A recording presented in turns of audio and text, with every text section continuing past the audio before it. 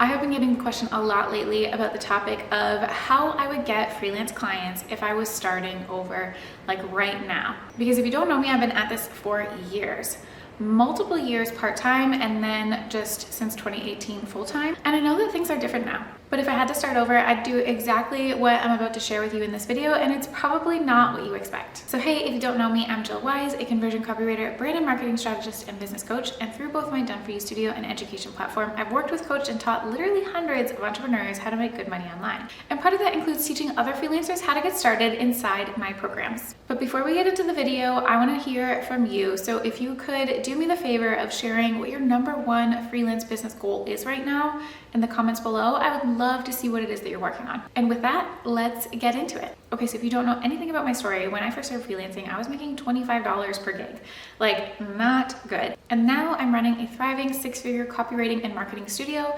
And on the other side of my business, I also coach and teach other freelancers, marketers, and service providers how to do the same thing. The same thing being how to build, grow, and scale businesses that aligns with what they want from their lives. Because I think that's so important. Not that we are just grinding away at our desks all the time, but actually living the life that we want. And these businesses, especially this type of like service offering, should be able to support those lifestyle goals that you have. And now to add more fun into the mix, I also have a toddler at home, I have another baby on the way, and I've been running my business while full-time momming around it. Like literally as we speak, I'm filming this video on nap time because that's when I get a lot of my work done. And when I was sitting down to think about what to say in this video and like how I'm actually running my business while full-time momming, it all came down to this.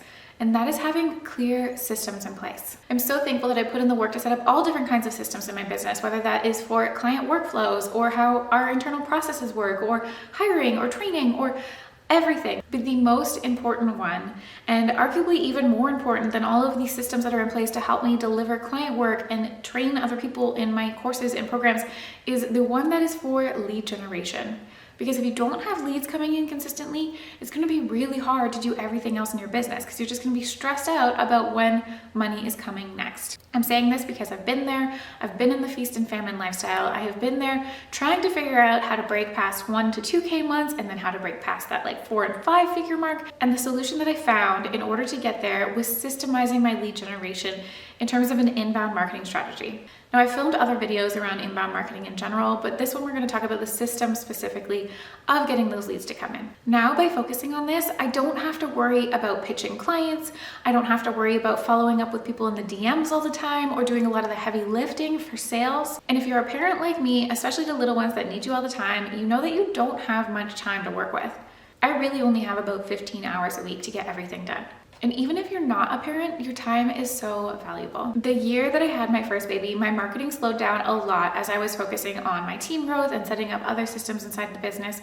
But that year I actually brought in more revenue than the year prior when I was working full-time. That means that the business brought in more revenue while I was working less than half of the time than the year prior, all because of the lead generation system I had in place. And that's all without doing any real consistent marketing because I just didn't have the time to focus on all the extra stuff. So this is why you absolutely need to have a sales pipeline in place, a lead generation system in place as a freelancer. I'm talking about something that you can turn up and down and on and off as you need depending on what season of life you're in. I like to think of my sales pipeline or my lead generation system as like a tap that I can literally turn on and off depending on where I am at in my life. And then hopefully you see why this comes back full circle to the whole goal that I have here, which is helping others build businesses that fit around their life too. So if I were starting over from totally scratch as a new freelancer, I would skip the job boards and the cold pitching and the freelancer websites. I would not go anywhere near Upwork. Actually, back in the day, I found my first jobs on Craigslist, so that's fun. But I would skip all of that and I would go straight to building an inbound sales pipeline. Okay, so now maybe you're convinced, like you've been doing this for a while or you're brand new and you just want to get some consistent money coming in. And you're like, how do I do that? I can break down all of the steps for you really quickly here. Consider this the spark notes for you to at least know where you're going or like the roadmap in order for you to set up your own sales pipeline. Number one, I want you to get super clear on your brand messaging. You need to know who you're speaking to, why what you have to say matters to them, what they need, how you can help them, all of those details, and you need to say it in a way that's really unique to you, which leads to the second point, and that is your standout brand personality. Now, I often talk about this, but the importance of brand personality essentially comes down to the fact that business is human. Even if you're B2B, you're still selling to humans. There's somebody else on the other side of the screen, and by incorporating your personality, that helps you stand out from everyone else. Like, there's no secret that there's lots of people who are freelance copywriters or social media managers or whatever. There's tons of freelancers for people to choose from. There's not a ton of great ones, and there's not a lot that people will also connect with. So if you have that aligned brand messaging and then that standout brand personality and the results to back it and the skills and just the transformation that you can promise them, that's where the magic will start to happen. Okay, so then once you have all of your strategy in place about what you're gonna say, who you're speaking to, how you say it, what your personality is online, then you need to get into mapping the customer journey. So how are they going to flow through your pipeline? What does that look like for you? I think that client experience starts from the moment that they find you. And I like to make sure that all of my marketing going out is really aligned with everything that they get from inside. So when you work with us in the studio or with me one-on-one or in the mastermind or anything like that, I am attentive to the details. And honestly, it shows. Things like our proposals, our contracts, all of them are on point, they are on brand, they're in the voice, they're thorough, they are detailed, and that is what I put out into the world as well. So there's no surprises when you land on my website, when you see something on socials, when you go onto my email list, when you see me on Zoom, when we get on an actual discovery call, or when we work together, it is all the same Jill. For the studio or for like building out my freelance services, I focused on the customer journey of them coming from an outside social channel into my website, onto the pages, specific pages that they were hitting on my website, onto the contact form, and then the onboarding process, which started from the moment that they completed my contact form. So it is so much more than just having a specific application or contact form. It's about saying all the right things at the right time in the right ways on your website. And I know that this can sound complicated, but if you sit down and you actually map out all the steps, then I know that it won't feel like that. It's just often putting like pen to paper and actually mapping out that customer journey or flow for them is really helpful.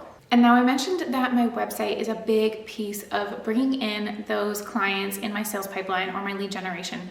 And that is true for a lot of freelancers. But often I see freelancers leaving money on the table because their website is more of like a digital business card rather than something that is functioning as a crucial part of their sales pipeline. So instead of your website being able to sell for you, you're answering questions in the DMs, you're getting on sales calls that aren't a good fit, you're having to answer a ton of questions on sales calls, instead of your call being more of a connection point in order to figure out when you can start, because they already know all of the details at this point. So I typically recommend taking a look at your website and seeing how that can fit into the overall customer journey as part of your sales pipeline. And then the final step, I mentioned that in my customer journey and my sales pipeline, it is the onboarding and closing.